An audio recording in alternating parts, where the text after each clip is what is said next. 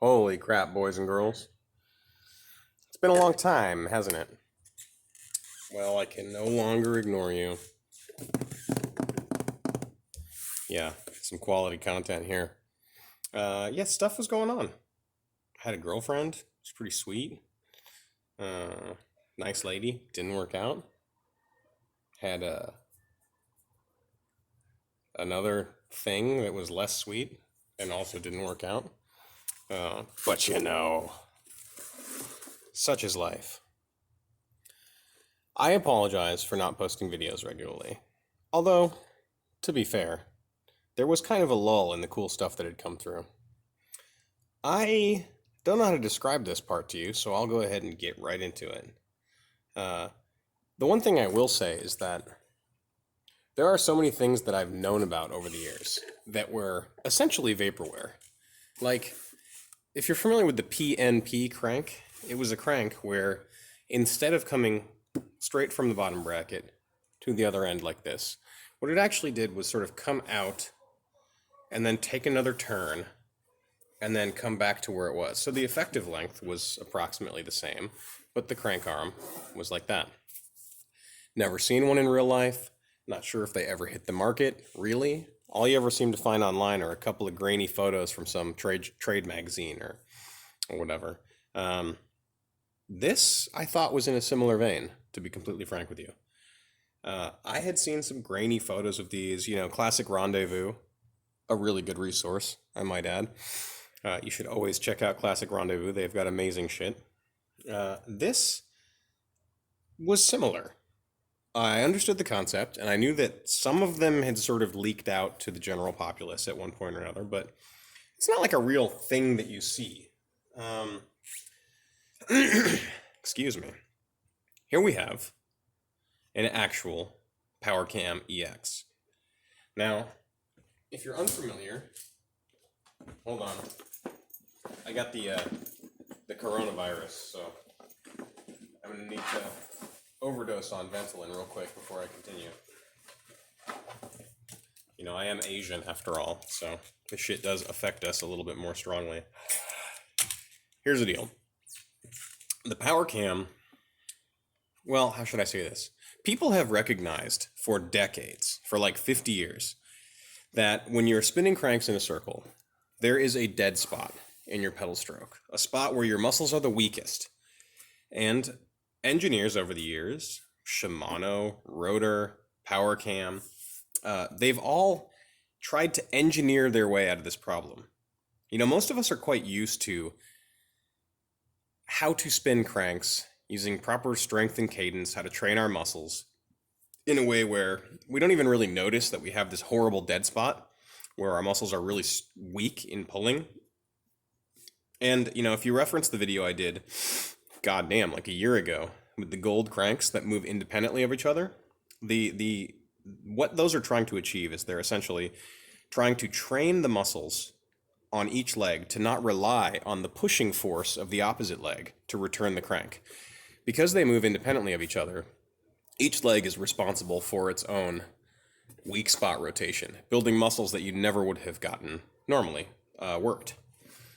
You strong, brutal racing horse, you. So, this was one of the first attempts at a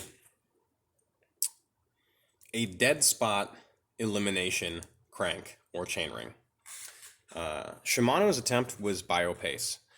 Rotor, the Spanish company that now is like a house brand for Fuji or whatever, but Rotor, one of their first products was a crank that was very similar to this. It used a different mechanism, but it was similar.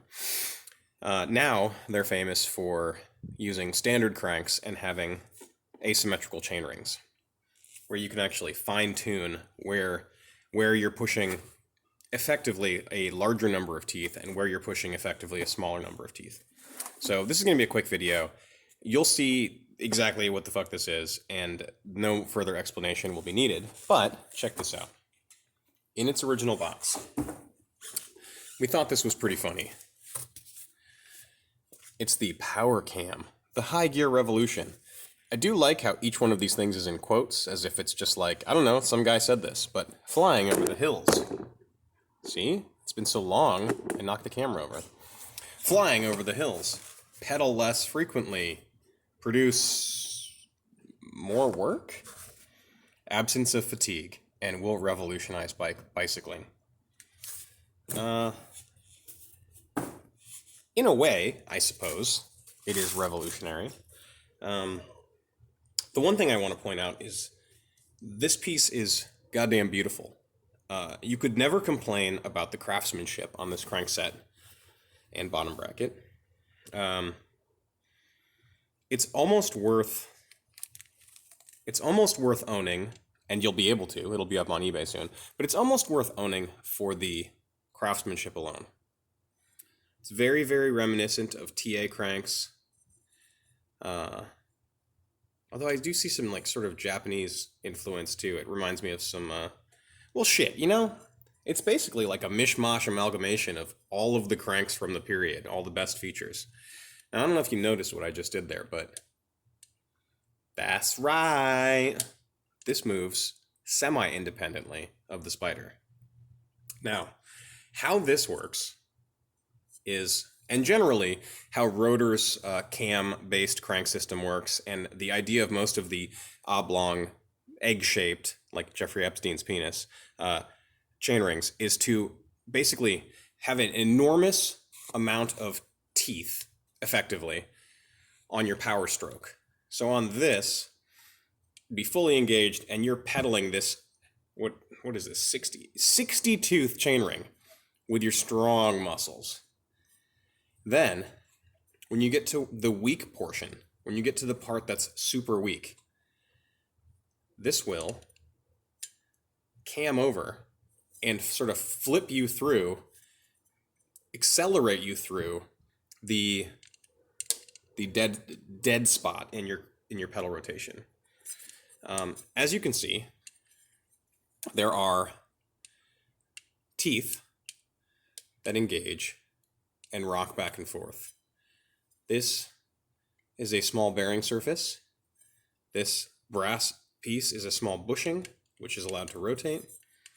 And aside from that, you have a bearing inside of here, which allows the square taper portion of the crank arm to rotate slightly within the Spider itself. Now, how it works in regards to, basically it has an incredible complicated setup that requires you to drill things and use levels and squares and stuff, but you'll get the gist here. You install a special cup. The special cup is right here. It's a very interesting looking cup.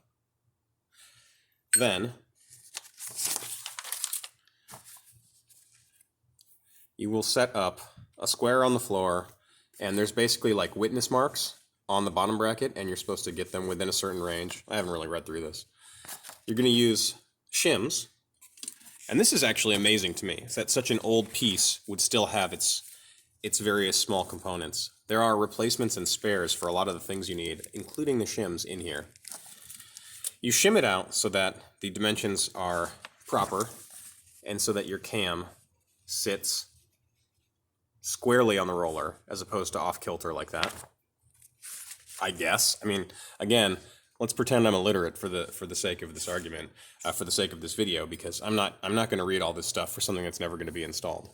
You can pause it and read it if you like. Also, this is available not as a PDF, but as images on Classic Rendezvous's website. If you want to really get into the nerdy nitty-gritty of installation, we're going to go over how it works, but if you wanted to get into the installation, you know, download the JPEGs just like I did and read them at your leisure.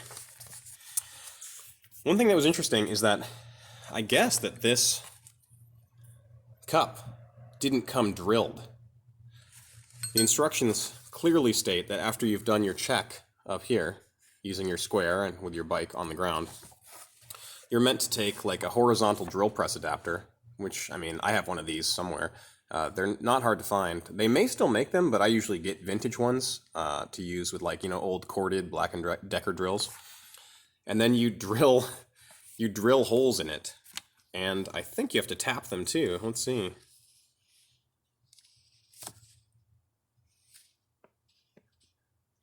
Oh my god.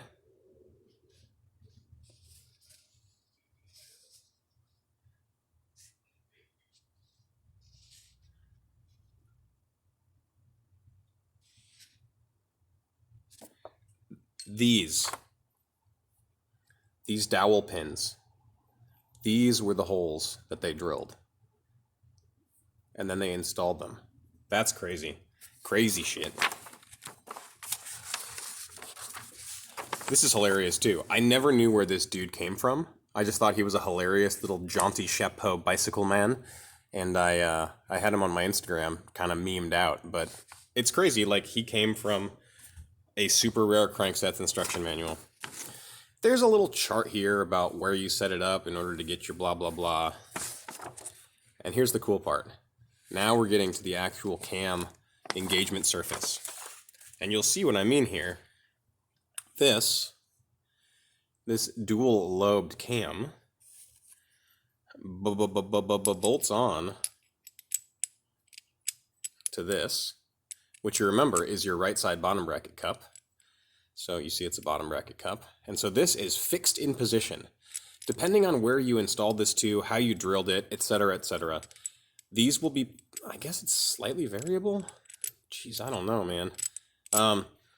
This will be fixed in place on your bicycle. Then, once this is fixed in place, I should actually just use the cam plate.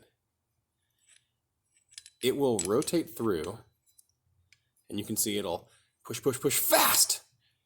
And then once it's through that part of the rotation, it'll actually go back to the power stroke. And each time, there's two of them, right? So when your left crank hits its dead spot and when your right crank hits its dead spot, it'll throw you through the dead spot. At least, I mean, that's how all the other ones work. That's how I'm interpreting this.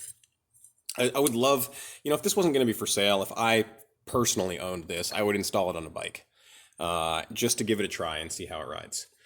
It's not mine, so I don't get to do that. But it's surprisingly light for what it is. I mean, it's like twice the weight of a normal drive side crank, but it is surprisingly light for what it is. Anything else? This is like the worst Yelshel than ever. Y'all will have to forgive me. It's been a while. It's been a long time. I shouldn't have left you without a dope beat to step to. Yeah, here's a picture of it. You can see it installed on the bottom bracket. They have a master list of basically spindles, pre-existing spindles from Campy, from Stronglight, from Sugino that are compatible with this system. So that's another useful thing. But yeah, I think it's just amazing that this exists, was a consumer product, survived to 2020 in this condition, and that it came through the shop and I noticed it and I'm able to show y'all. I will do a slow pan of this and sort of show you exactly what's up with it, and then I'm going to sign off for the night because I'm dead tired.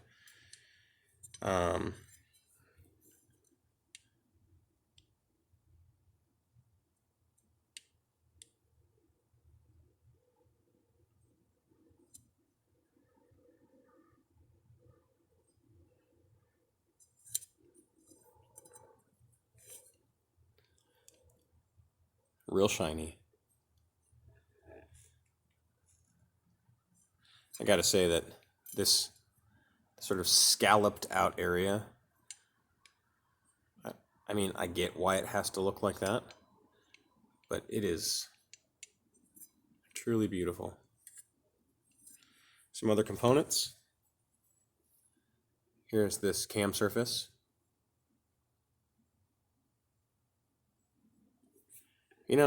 I'm seeing a lot of Frenchiness on this. I'm seeing Stronglight chain rings. I'm seeing a French,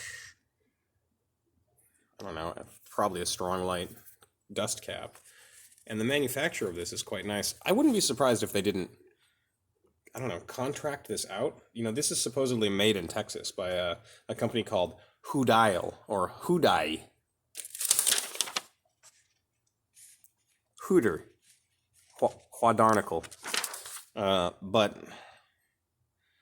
it's like, y'all, do you even have the capability of making stuff this nice in your little shit show shop in Texas? I don't know.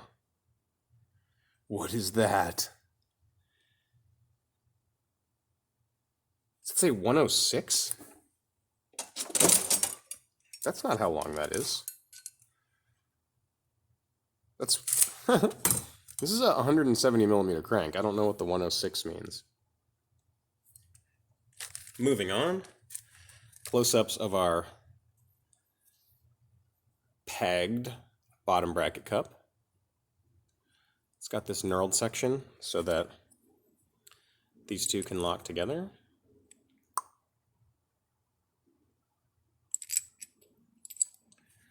And what's in the bag? These little bolts and plates. Little pill-shaped ones. They sort of sit in there like that.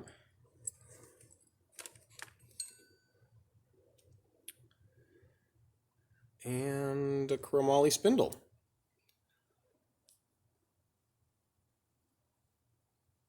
Unknown origin. Yeah.